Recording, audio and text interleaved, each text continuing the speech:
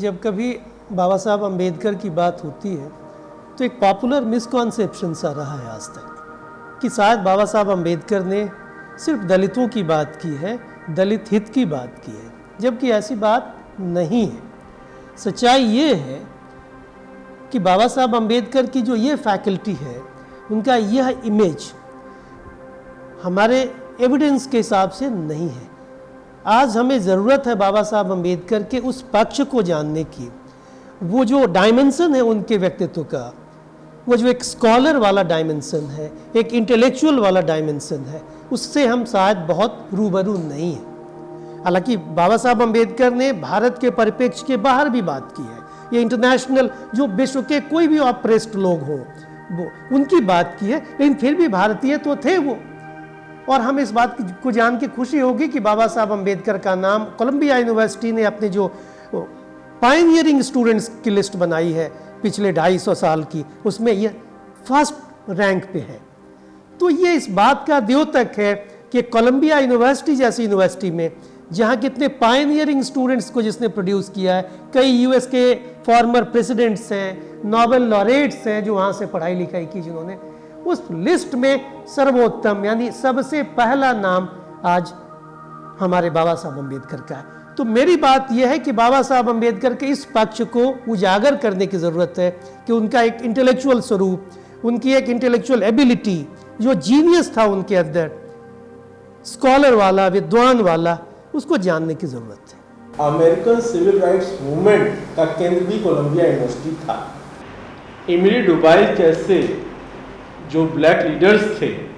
वह एक history of difference की बात कर रहे थे कि ह्यूमन इक्वलिटी कितनी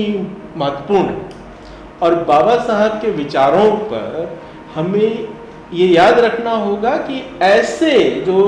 नागरिक अधिकार आंदोलन चल रहे थे उनका बहुत महत्वपूर्ण योगदान था, क्योंकि हमें मालूम है कि कोलंबिया यूनिवर्सिटी के बाद उनका जाना हुआ लंदन, और लंदन में उस वक्त यूनिवर्सल फ्रेंचाइजीज का आंदोलन चल रहा था, सार्वभौमिक मताधिकार, जहां महिलाओं को पहली बार, अंग्रेज महिलाओं को पहली बार मताधिकार प्रदान किया गया। अगर ये तर्क दिया जाता है कि बाबा साहब का आंदोलन निम्न जातियों तक सीमित था, तो इसके विरोध में हम कह सकते हैं कि उनका संदर्भ देखना बहुत महत्वपूर्ण है कि कोलंबिया यूनिवर्सिटी का एक बुद्धिजीवी छात्र किस प्रकार अमेरिकन सिविल राइट्स मूवमेंट से प्रेरणा ग्रहण कर रहा है, किस प्रकार ब्रिटिश राजनीति में मतदान के सर्वाधिकार के लिए बात कर रहा है, और भारत आके वो ज्योतिबा फूले द्वारा जो एक संघर्ष चलाया जा चुका है उसके अगले चरण, ज्योतिबा फूले का चरण सामाजिक चरण, संघर्ष का दौर था। और इसको बाबा साहब भीमराव अम्बेडकर ने कहीं न कहीं एक राजनीतिक संघर्ष के चरण तक ले गए, और यह राजनीतिक संघर्ष करना जातिवादी नहीं है,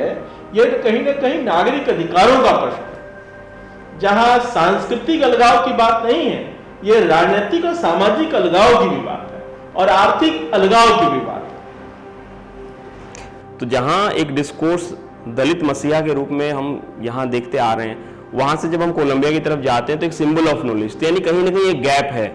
और इसको हम समझ सकते हैं जब हम उनकी राइटिंग्स की बात करें। अपने दौर के वो एक बहुत बड़े विद्वान व्यक्ति थे जिनके पास में 14 के आसपास डिग्री थी, और 50 के आसपास उन्होंने किताबें लिखी हैं जो अब महाराष्ट्र सरकार ने भी अलग अलग वॉल्यूम्स में निकाला है। और उनकी जो अप्रोच है, जैसे कि प्रोफेसर संतोष राय जी ने बताया कि आप गुलामगिरी पढ़िए और फिर उनकी किताबें पढ़िए, तो उनकी किताबों में किसी भी व्यक्ति विशेष के पक्ष में या विपक्ष में वो बात नहीं रखते हैं, उनकी बात हमेशा एक इशू बेस्ड होती है। अगर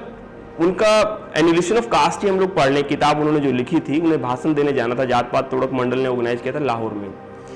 तो उस किताब को जब हम शुरू करते हैं तो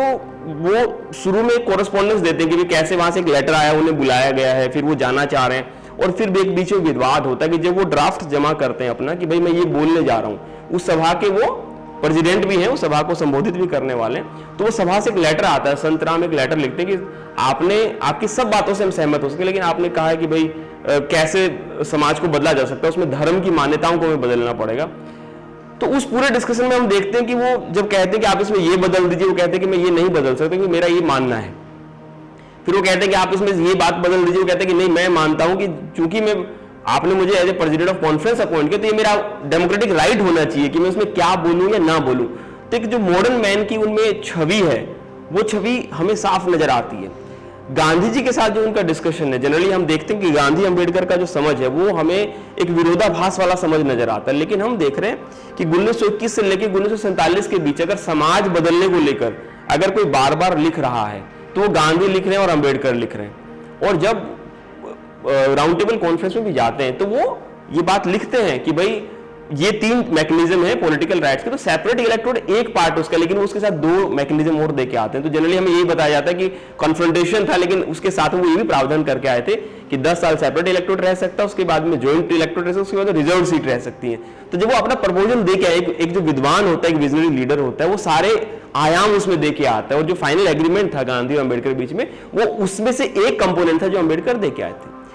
और जब इस देश के रिजर्व बैंक ऑफ इंडिया की स्थापना होती है, इसके लिए एक ब्रिटिश हिल्टन यंग कमीशन आता है। उस कमीशन के हाथ में बड़ी सुखद बात है भारतीयों के लिए कि सभी के हाथ में, जो डॉक्टर साहब ने बात की थी उनकी thesis the problem of Ruby, उसकी एक कॉपी थी। विकिपीडिया पे ये सब कुछ अवेलेबल है। हमें लगता है कि बाबा साहब सिर्फ संविधान निर्माता है और फिर उसमें बहुत सारी डिबेट्स हैं, फिर दलितों के मसीहा तक उनको सीमित कर दिया जाता है। मैं कहना चाहूँगा कि भारतीय लोकतंत्र इस दुनिया का सबसे बड़ा लोकतंत्र है और लोकतंत्र हमारी सबसे बड़ी खूबसूरती, और इसी लोकतंत्र के माध्यम से हम जो मानव में भेद है, उसमें जो ऊंच और नीच का जो गैप है, उसको पाटने की जो सबसे बड़ी हमारे सामने ग्रंथ है, जो शास्त्र है, वह संविधान है। और बाबा साहब ने खूबसूरती से इस दुनिया के सबसे खूबसूरत संविधान का निर्माण किया। बाबा साहब की जो आज की इमेज है, जो छवि है, जो हमारे समाज में एक दलितों के मसीहा के रूप में दर्ज है, इसके पीछे कहीं ना कहीं 3 पहलू हैं। एक तो वैचारिक रूप से जो समाज को 3 धाराओं में बांटा गया, उसका बहुत बड़ा योगदान है, जहां पे अंबेडकर एक सिविल राइट्स एक्टिविस्ट के रूप में नहीं देखे जाएंगे। ये कहीं ना कहीं एक हमारी बौद्धिक परंपरा की सफलता भी है कि अंबेडकर को एक सोशल एक्टिविस्ट के रूप में न देख के मात्र दलित राइट्स का एक्टिविस्ट मान लिया जाता है, नंबर 1। नंबर 2, जो गांधीवादी परिकल्पना भारतीय राष्ट्र राज्य के आधारभूत परिप्रेक्ष्य में स्थापित हो गई, उसके बाद बहुत ही मुश्किल रहा है किसी अन्य विचारधारा का एक विकल्प के रूप में उभर पाना। जबकि जैसा कि साथियों ने कहा है, गांधी और अंबेडकर की विचारधारा बहुत हद तक एक दूसरे की पूरक थी। गांधी अगर एक राजनीतिक संघर्ष की बात कर रहे थे, उसके पूर्णाहुति सामाजिक आजादी के रूप में देख रहे थे, तो उस सामाजिक आजादी की परिकल्पना गांधी के राम राज्य से संभव नहीं थी। वो सामाजिक पदाधिकारों का विरोध करके अंबेडकर के संवैधानिक और सामाजिक संघर्षों द्वारा ही संभव थी। लेकिन कहीं ना कहीं हमारी राजनीति के जो पैरामीटर्स रहे हैं, जो मापदंड रहे हैं, वो बहुत हद तक मोनोपोलिस्टिक रहे हैं। जहां एक परंपरा विशेष मार्क्सवादियों को अम्बेडकर इसलिए नहीं भाते हैं कि वर्ग संघर्ष की परिकल्पना अम्बेडकर के वैचारिक मापदंडों पर खरी नहीं उतरती है, और गांधीवादियों को अम्बेडकर इसलिए नहीं भाते हैं कि उनकी सुधारवादी परिकल्पना के खिलाफ अम्बेडकर एक मूवमेंट ऑफ प्रोटेस्ट चलाते हैं। तो हमारे समाज में जो हावी विचारधारा नहीं है, उन्होंने कहीं ना कहीं अंबेडकर को भी उस हायरार्की के बॉटम पे रख दिया या धरातल पे रख दिया जिसके खिलाफ अंबेडकर स्वयं आजीवन सक्रिय है। डॉक्टर संतोष राय की बातों से मैं बहुत सहमत हूँ और शायद वही कारण है कि आज ज़रूरत है, शुरू में ही हमने कहा कि ज़रूरत है अंबेडकर के इस इंटेलेक्चुअल एबिलिटी, इसका जो यह डायमेंशन है इनके व्यक्तित्व का, इसको आज तक हमने ठीक से देखा नहीं। इसके कारण हो सकते हैं और कारणों की एक समीक्षा कुछ हद तक डॉक्टर संतोष राय ने की है और मैं उससे सहमत भी हूँ, इसलिए मैं रिपीट नहीं करता उस चीज़ को। लेकिन शायद ये कहीं ना कहीं एक ऐसे समाज में जहाँ का एक कास्ट रिडन सोसाइटी रही थी ये सेंचुरीज ओल्ड, वहाँ डॉक्टर अंबेडकर का आना और डॉक्टर अंबेडकर का भारत के संविधान में इतना बड़ा योगदान देना, इसको भी मैं एक बहुत बड़ी घटना मानता हूँ इस भारतीय जनतंत्र के लिए। कमियों को देखा जाए, कमियां हैं या रही हैं, और शायद वो कमियां न रही होती तो आज हम इस बात की बात नहीं कर रहे होते कि इस डायमेंशन को, डॉक्टर बाबा साहब अंबेडकर के इस डायमेंशन को आज तक हमने ठीक से देखा ही नहीं है। और वही कारण है कि वो स्टीरियोटाइप इमेज एक दलित आइकन के रूप में ही समझ में आती रही लोगों को, और ज़रूरत है, इसलिए तो आज हम लोग ये बात कर रहे हैं। महिलाओं के अधिकार की अगर आप बात करेंगे तो देखिए हिंदू कोड बिल, उनका एक दबाव, हिंदू कोड बिल को जितना हम पढ़ेंगे उसमें क्या दिया हुआ है, उसमें जितने भी कॉलम्स दिए हुए हैं सारे, वुमेन मैरिज एक्ट क्या होगा, मैरिज एनरोलमेंट ऑफ मैरिज क्या होगा, विडो का अधिकार क्या होगा, अगर परिवार में डिस्प्यूट है तो बच्चे के ऊपर अधिकार क्या होगा। और यहां तक हम समझ सकते हैं कि 1948 में उन्होंने प्रावधान किया कि अगर हस्बैंड वाइफ में डिस्प्यूट है और अगर प्रॉब्लम है तो उन्होंने यहां तक प्रावधान किया 1948 में कि ये सारी जो कार्रवाई है वो कैमरे में रिकॉर्ड होनी चाहिए एज अर्ली एज 1948। और वो इस बात की बात करते हैं, उनके बार बार जो हिंदू कोड में प्रोविजन दिया हुआ है कि किसी भी परिस्थिति में महिला का प्रॉपर्टी कौन सी होगी, डोरी वाली प्रॉपर्टी होगी या हस्बैंड की प्रॉपर्टी होगी, हस्बैंड की डेथ होने पे क्या, कहने का मतलब है कि कहीं ना कहीं वो वुमेन के प्रॉपर्टी राइट की बात कर रहे हैं और प्रॉपर्टी राइट के साथ वो वुमेन के एम्पावरमेंट की बात कर रहे हैं। और तीसरा जो पक्ष है अंबेडकर का वो ये कि उनका जो सबसे बड़ा एम्फेसिस है वो ये है कि उनकी डाइवर्सिटी जो राइटिंग के ऊपर है, उन्होंने जो अपना थीसिस लिखा प्रॉब्लम ऑफ रूपी, उन्होंने ब्रिटिश एडमिनिस्ट्रेशन के ऊपर थीसिस लिखा, पाकिस्तान और पार्टीशन ऑफ इंडिया, यानी कि उनकी रेंज जो है वो एक डाइवर्स रेंज है। और जो समाज को लिगेसी देके गए एजुकेट, तो वो आज एजुकेट करने की लिगेसी आप देखिए कि आज पूरा हिंदुस्तान इसी बात की बात कर रहा है कि हमें किसकी जरूरत है, एजुकेशन की जरूरत है। तो हमारी ये समझ कि डॉक्टर अंबेडकर को as a symbol of knowledge, as a inspiration, source of inspiration for education, ये हमें लेने की जरूरत है। वो कहते हैं कि राष्ट्र निर्माण का सबसे प्रमुख जो तत्व है वो है सबकी एकता के साथ, समता के साथ, सब लोगों का एक साथ खड़े होना, चाहे कोई पर्व है चाहे कोई युद्ध है। लेकिन ऐसा क्या कारण होता है कि जब राष्ट्र किसी समस्या से जूझ रहा होता है लेकिन सब लोगों की अलग अलग मानसिकता है, अलग अलग मान्यताएं हैं जो साथ मिलकर नहीं चल सकते। तो ये ना सिर्फ हम कह सकते कि डॉक्टर अंबेडकर सिर्फ दलित समाज के लिए बात नहीं कर रहे हैं, बल्कि वो देश के लिए बात कर रहे हैं कि कैसे हम सब अपने आपस के भेदभाव को मिटाकर इकट्ठे हो सकते हैं। साथ ही वो देश में चलने वाले जो समाज में समस्याएं आती हैं, बुजुर्गों की समस्याएं हैं, विकलांग लोगों की समस्याएं हैं, स्त्री की समस्याएं हैं जो भारतीय समाज में बहुत ही अधिकारों से जिसको वंचित कर दिया गया था उसकी समस्याएं हैं, बच्चों की समस्याओं, सारी समस्याओं पर बात करते हुए समाज को आगे लेकर चलते हैं। कभी वो रुपए की समस्या पर पीएचडी कर रहे हैं तो कहीं रिजर्व बैंक जैसी संस्था के लिए अपने सुझाव भी दे रहे हैं, कहीं मताधिकार के ऊपर बात कर रहे हैं तो कभी राजनीति के ऊपर भी बात कर रहे हैं, कभी दार्शनिकता, सामाजिक चिंतन, राजनीतिक चिंतन को धार्मिक चिंतन से अलग कर दे रहे हैं। तो इस देश को कैसे एक बनाकर रखा जाए इस समस्या पर भी बात करते हैं। और यहाँ मैं एक बात और ऐड करूँगा कि जो जैसे कि मैडम ने बताया है कि उन्होंने लॉ मिनिस्टर के रूप में और लेबर मिनिस्टर के रूप में जब उन्होंने जो कानून पास हुए, उन कानून में आप देखेंगे कि हर एक पहलू पे उनकी भूमिका है। जैसे कि एक उदाहरण मैं दे सकता हूँ, माइंस मैटरनिटी बिल 1943 में ही आया जब वो एक लेबर मिनिस्टर थे,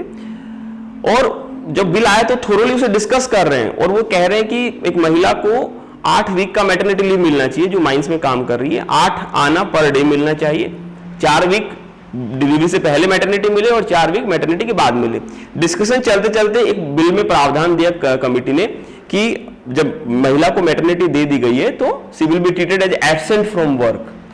अभी आप देखिए कि ये एब्सेंट फ्रॉम वर्क में इतनी डिबेट है, डॉक्टर अंबेडकर कहते हैं कि हम एब्सेंट फ्रॉम वर्क अगर ये बिल में डाल देंगे तो कल इसका मायने ये हो सकता है कि काम था और महिला काम पे नहीं थी। मैटरनिटी का मतलब हम ये मान के चलते हैं कि काम था और महिला काम पे नहीं थी, लेकिन कल अगर माइंस बंद हो जाती है तो माइंस के काम तो नहीं था तो उसको हम मैटरनिटी नहीं दे सकते। तो वो कहते हैं कि this should be removed, it is a criminal. महिला से किसी भी तरह से प्रेगनेंसी के बिफोर एंड आफ्टर काम कराना एक क्रिमिनल एक्टिविटी है। ही इज आर्गिंग इन 1943 और फिर वो बिल से ये word absent from work word हटा लिया गया। जब बच्चों की नींव पड़ रही है, उनके बौद्धिक चिंतन का विकास हो रहा है, तो आप उस वक्त की आधुनिक भारत की पुस्तक देखिए जो पुरानी एनसीईआरटी है, जो काफ़ी सालों तक चलती रही, 2005 में 7 में चेंज होती हैं। 12वीं की क्लास में उनका एक फ़ोटो दे दिया गया है और एक पहरे में ही उनको सीमित कर दिया गया है। इन्होंने संविधान बनाने में सहयोग किया और ये दलितों के मसीहा कहे जाते हैं। जो उनका जो विलक्षण प्रतिभा है और जिन विभिन्न क्षेत्रों में इन्होंने काम किया, उनको वहाँ समाहित नहीं किया गया। तो जब बच्चा बचपन में उन चीज़ों को पढ़ रहा है, एनसीईआरटी पढ़ के एग्ज़ाम दे रहा है, अपने बौद्धिक चिंतन का विकास कर रहा है, तो उस वक्त उसे डॉक्टर अंबेडकर की जो महानता है उससे वो रूबरू हो ही नहीं पाता। तो मैं कहना चाहूँगा कि भारत की जो सरकारें रहीं और जो शिक्षा प्रणाली रही, उसमें जो एनसीईआरटी पुस्तकों की महत्वपूर्ण भूमिका है और उसमें उनके व्यक्तित्व को उस रूप में न उजागर करने का जो एक, मैं तो यही कहूँगा कि एक षड्यंत्र जो रहा, उनको जो इग्नोर जो कर दिया गया, इसीलिए सामान्य जन में, आम जनता में वो उस रूप में नहीं स्वीकारे गए जिसकी पहचान भौतिक वर्ग तो करता है, आम जन नहीं कर पाता। इस प्रकार बाबा साहब, जो हमारा सपना है कि भारत एक विश्व गुरु हो, उसमें सबसे महत्वपूर्ण कड़ी बन के उभरते हैं। जब हमारी विद्वता, हमारी अच्छी बातें, हमारी नेक बातें पूरी दुनिया स्वीकारेगी, तभी हम जो विश्व गुरु बनने का हमारा सपना है वो साकार होगा। और बाबा साहब का कार्य, उनका जो संघर्ष है, उनका जो त्याग है, इस सपने के लिए बहुत ही सहायक है।